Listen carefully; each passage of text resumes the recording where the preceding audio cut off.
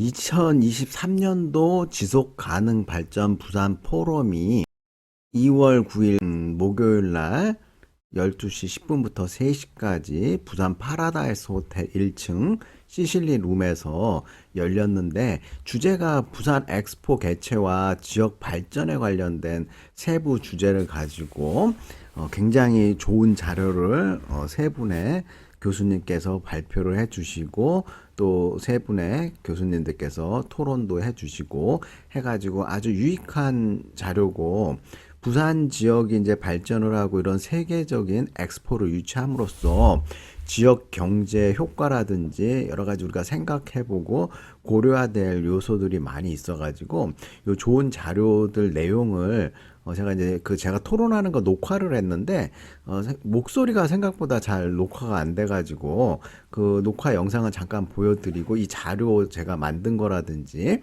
발표하신 분들의 그 목차와 화면 정도만 보여드리고 제가 이제 설명을 좀 드리려고 하고 있어요. 물어봤어요, 챗 GPT한테.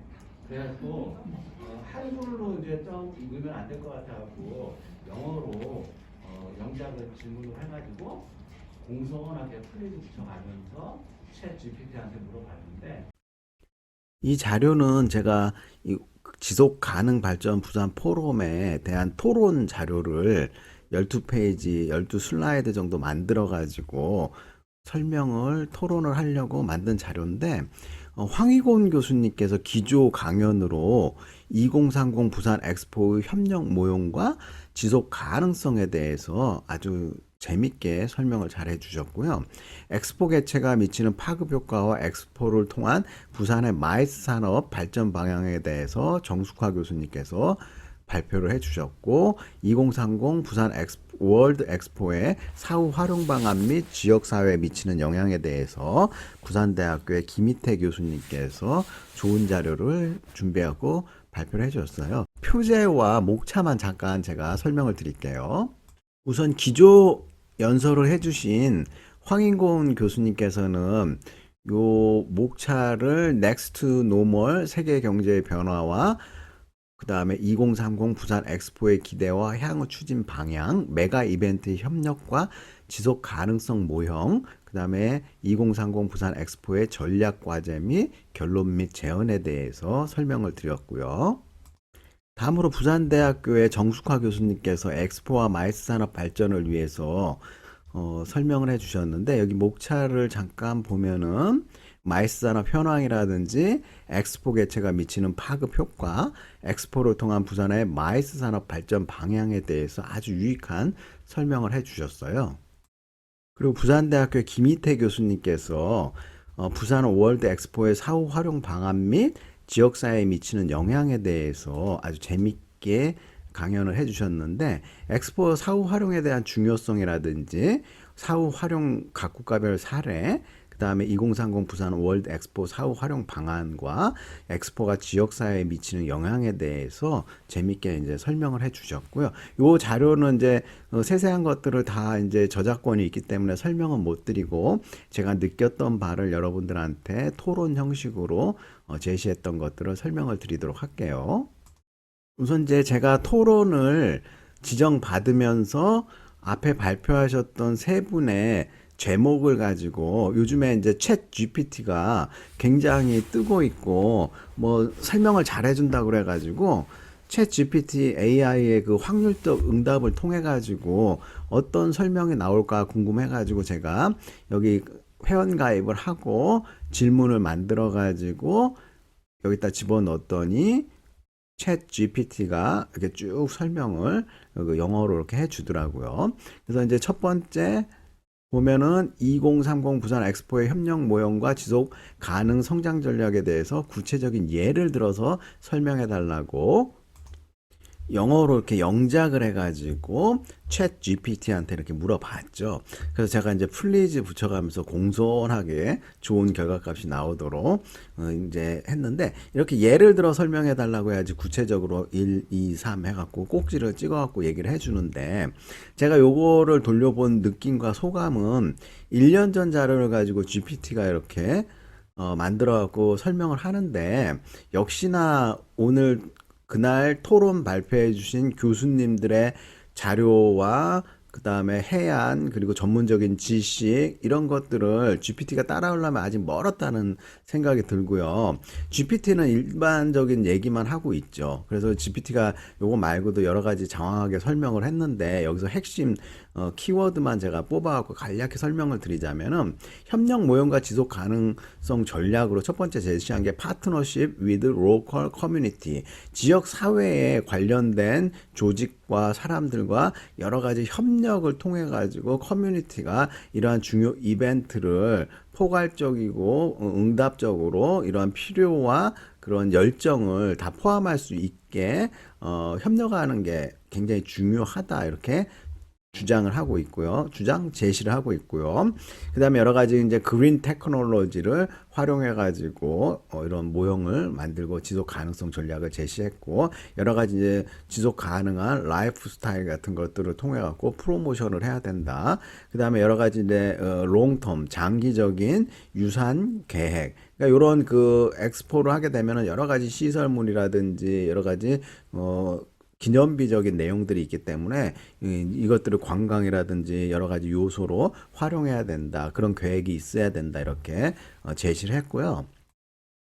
두 번째 엑스포 개최가 미치는 파급 효과와 엑스포를 통한 부산의 마이스 산업 발전 방향에 대해 구체적인 예를 들어서 설명해 달라 이렇게 또 챗 GPT한테 영작을 해갖고 제가 물어봤어요. 그랬더니 제시하고 있는 게 increased tourism 해갖고 여러 가지 관광에 대한 활성화라든지 증가가 일어나가지고 부산에 있어서는 여러 가지 이제 로컬 비즈니스에 대한 혜택을 받을 수도 있고 마이스 산업 자체가 굉장히 발전하는 촉진 단계로 예측이 된다. 그다음에 여러 가지 이제 그 관광객들의 숫자라든지 이런 것들을 통해 가지고 호텔이라든지 식당, 다른 여러 가지 관광에 관련된 서비스라든지 이런 것들이 여러 가지 지역 사회에 마이스 산업 발전에 도움을 줄 것이다 얘기를 하고 있고요. 당연히 이제 관광에 관련된 인프라스트럭처라든지 이런 게 발달을 하게 되고 국제적인 부산에 대한 노출 활동이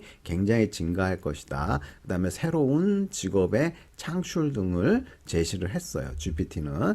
다음으로 이제 마지막으로 부산 월드 엑스포의 사후 활용 방안 및 지역사회에 미치는 영향에 대해 구체적인 예를 들어갖고 설명을 해달라 이렇게 물어봤더니 사후 활용 방안 등 여러 가지가 있는데 여러 가지 repurposing 엑스포 facilities for new use 새로운 활용 용도로 엑스포에 대한 활용 시설들을 다시 재목적화를 해갖고 활용하는 것이 필요한데 그중에 엑스포 시설들로 새로운 뭐 주거라든지 공원, 박물관, 그다음에 문화적 센터 그리고 상업 공간 등을 활용해야 되고 특히나 상하이 엑스포가 이러한 것들을 과학적이고 기술적인 공원이라든지 여러 가지 공간들을 연구 개발에 있어서 혁신과 기업가 정신 장소로서 제공을 해갖고 성공적인 사례를 보여주고 있다.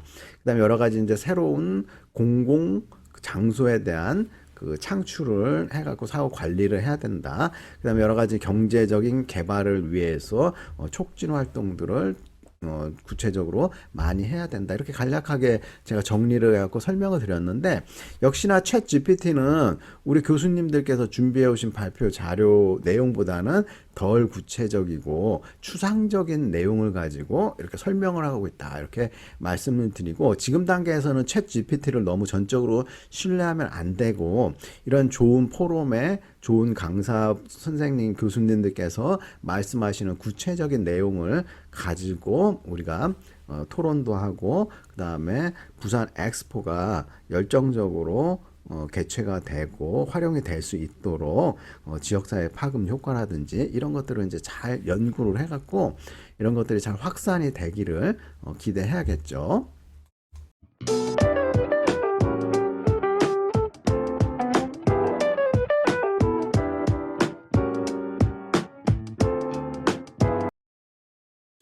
앞에서는 세 분의 교수님들의 그 발제 자료 기조 연설을 중심으로 해갖고 챗 GPT랑 비교해갖고 발표하신 교수님들의 발표 자료의 우수성과 구체성에 대해서 강조를 했고요. 그 다음에 제가 부산에 와가지고 그 부산 발전을 위해서 그동안 어떤 것들을 했나 봤더니 부산을 위해서 세 가지 논문을 썼더라고요. 발표를 했는데 그 세 개의 논문에 대해서 각각 설명을 드리고 이런 것들이 부산 엑스포 유치에 있어서 어떤 영향을 미치는지 관련성에 대해서 한번 생각을 해보도록 하죠. 막상 당일날 토론할 때는 시간이 너무 촉박해갖고 자세하게 이 내용들에 대해서 설명도 못했고 토론 발표해 주신 교수님들의 발표 내용과 연관지어 가지고 제가 썼던 논문의 그 활용도와 관련성에 대해서 좀 더 자세히 설명을 드렸어야 되는데 시간 관계상 그때는 많이 못했고 오늘은 또다시 핵심 위주로 해갖고 한번 설명을 드려보도록 하죠. 그래서 정승화 교수님 같은 경우에는 그 부산 도시 브랜드 이미지를 구축을 해갖고 마이스 산업이라든지 이런 데 발전하는데 도움을 줘야 되고 특히 스와트 분석을 통해갖고 마이스 산업의 강점, 약점, 기회, 위협에 대해서 설명을 해주셨는데 정승화 교수님께서는 특별히 위험 요인을 잘 극복을 해갖고 관리하는 게 중요하다 이렇게 말씀을 해주셨고요. 저 같은 경우에는 이제 도시 브랜드 이미지를 강조하기 위해서 2021년도에 동아시아 경상 연구라는 학술지의 영문으로 스와트 AHP 분석을 통해 갖고 부산 지역의 도시 브랜드 이미지를 개발하는 전략에 대한 논문을 썼는데 이 논문은 학제간 연구로서 건축공학 박사인 이창환 교수님, 경제학 박사인 나혜량 교수님, 그다음에 행정학 박사인 오영삼 교수님, 그리고 경영학 박사인 제가 학제간 연구로 모여갖고 부산 지역에 과연 도시 브랜드 이미지 구축을 하기 위해서는 어떻게 해야 되는지 연구를 했어요. 이 내용이 실제적으로 이제 스와트 분석을 하기 위한 강점 활용, 약점 극복, 기회 활용, 위협 극복에 대해서 전문가들은 어떻게 생각하는지 전문가 의견을 AHP 분석을 통해 갖고 각 하위 계층별로 중요한 요인이나 우선순위를 이렇게 파악하는 게 AHP 방법론의 목적인데 여기서 보면은 우리가 어떤 일을 할 때는 강점을 활용하는 게 더 중요한가? 아니면 기회를 활용하는 게 더 중요한가? 또 그게 아니면 이 약점을 극복하는 게 강점 활용보다 더 중요한지 아니면 위험 요인을 극복하는 게 다른 그 무엇보다 더 중요한지 이렇게 판단이 제대로 안 설 때가 있잖아요. 그럴 때는 우리가 이제 전문가들한테 물어봐갖고 전문가들이 어떻게 생각하는지 그걸 평균을 내가지고 봤을 때 우리가 이제 글로벌 부산 도시 브랜드 이미지 구축하기 위해서는 전문가들은 스와트 분석 중에 그 중에서 기회를 활용하는 게 제일 중요하다. 이러한 기회에는 어떤 게 있냐면은 의료 수요의 증가와 관광에 따른 기회를 잘 활용하는 거를 첫 번째 중요하게 글로벌 브랜드 이미지 도시 브랜드 이미지를 부산에서 구축하기 위해서 제일 중요한 요소로 전문가들이 봤고요. 그 다음에 고품격 도시 방문을 위한 수요 증대라는 차원에서 중요성이 있고 4차 산업과 스마트 시티 발전, 한류 열풍의 활용 일단은 기회 활용적 측면에서 이런 것들을 가장 중요한 우선순위로 보고 있다 이렇게 말씀을 드리고요.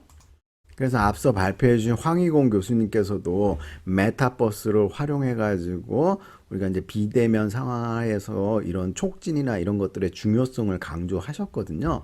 그래서 이제 저도 이제 메타 그 버스라든지 이런 것들을 통해 갖고 4차 산업이 이런 부산 엑스포라든지 이런 것들을 활성화시키고 홍보하는데 중요한 역할을 할 것이다. 이렇게 강조를 할 수가 있고요. 그래서 이런 학계간 연구를 통해 갖고 건축공학 박사님의 그 글로벌 부산 도시 이미지 구축을 위해서는 랜드마크적인 그 혁신 건축물이 있어야 된다. 이런 주장을 펼치셨고요. 그다음에 오영삼 교수님께서는 행정학 박사로서 이 그 월드 엑스포라든지 뭐 이런 것들을 유치를 해가지고 활용하기 위해서는 행정적으로 가덕도 신공항이라든지 국제공항의 중요성을 언급을 하셨고요. 저 같은 경우에는 이제 메타버스라든지 4차 산업혁명을 활용을 해가지고 이런 그 마케팅적 요소를 활용해야 된다. 그 다음에 나이란 교수님께서는 경제학적 측면에서 이런 글로벌 부산 도시 이미지의 중요성이라든지 이런 걸 강조해 주셨고, 요 논문의 내용을 전부 다 영작을 해 주셔가지고 굉장히 논문이 우수하게 작성하는 데 도움을 많이 주셨어요.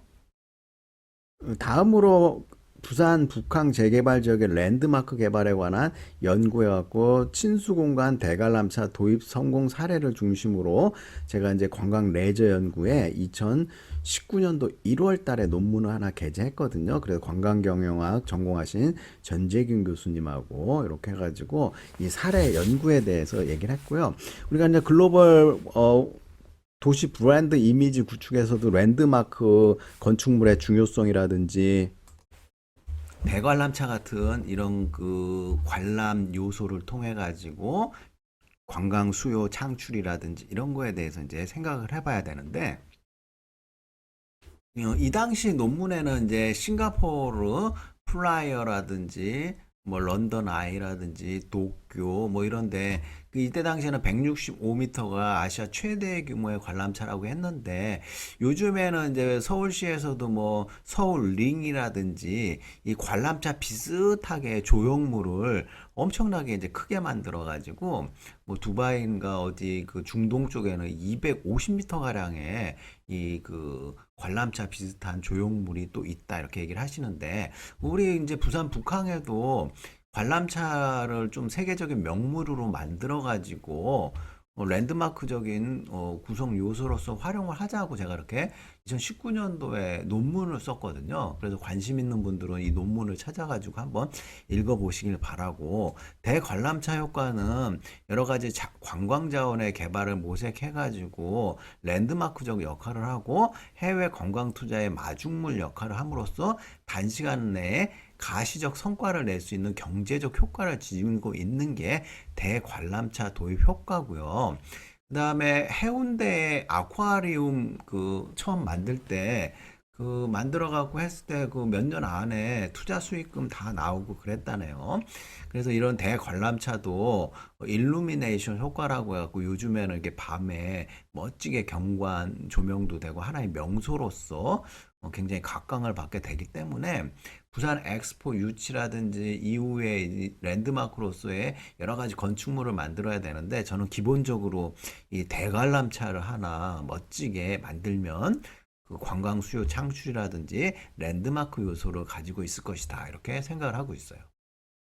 마지막으로 부산하면은 바다기 때문에 바다랑 가까운 해양 문화 지수 이런 것들을 개발을 통해 갖고 한류 시너지 효과를 어떻게 높이는가 그래갖고 무역통상학회지의 2019년 2월호에 그 국제 지역 전문가이신 예동gun 교수님하고 HK 사업단의 현민 박사랑 같이 논문을 하나 게재를 했는데, 이 논문의 내용은 보시면은 해양 문화지수를 통한 뭐 해양 실태는 어떤지, 그리고 부산 바다의 특징과 해양 문화를 활용하기 위한 내용들에 대해서 설문조사를 전국 성인 남녀 1,001명을 대상으로 이렇게 했는데, 부산 엑스포가 활성화가 되기 위해서는 여러 가지 이제 국내외 소비자나 고객을 대상으로 해갖고 영화라든지 뭐 TV 프로그램, 소설, 인물, 노래 다방면에 그 다양한 그 데이터 자료를 활용해 가지고 우리가 이제 킬러 컨텐츠 같은 거 개발하고 해양 문화 체험 활동을 모색할 수 있게 이런 자료를 좀 설문조사를 통해 가지고 활용할 필요가 있고, 부산 엑스포 유치 및 홍보를 위한 부산 해양문화 인식조사에 대한 대규모 해외 설문조사 등을 필요성을 이렇게 제가 강조를 하고 좀 주장하는 내용을 담고 있어요. 자, 우리가 부산 엑스포를 유치하기 위해서는 저기 중동의 아랍권이나 이런 데 사우디라든지 다른 나라와 경쟁을 해야 되는데 우리나라가 뭐 88 올림픽도 유치했었는데 그 엑스포도 충분히 유치할 능력이 있고 지금 무엇보다도 사람들의 관심과 열정, 홍보 이런 것들을 많이 해가지고 이런 열기를 좀 불어넣을 수 있도록 하는 것이 중요하다고 생각을 하고요. 이런 그 부산 엑스포 토론 관련해 가지고 이런 지속 가능성 협력 모형이라든지 파급 효과, 사후 경제적 영향 등을 이런 것들이 파급 효과가 엄청나거든요. 이제 엑스포를 최대한 유치할 수 있도록 여러 가지 다방면에서 노력을 해야 되고 그다음 관심을 가져가지고 실사단이 왔을 때라든지 뭐 이런 것들을 잘 활용을 해가지고 적극적으로 어필을 해야 되고 2030 있고 20 그다음이 35년도거든요. 2030에 유치를 하는 것이 굉장히 부산이라든지 발전에 있어서 굉장히 큰 도움이 될 것이다. 저는 이렇게 생각을 하고 있고요. 뒷부분에 이제 그 동영상 찍었던 내용들 잠깐 소리가 녹화가 안 됐는데 잠깐 보여드리고 마무리하도록 하겠습니다. 자, 수고했습니다.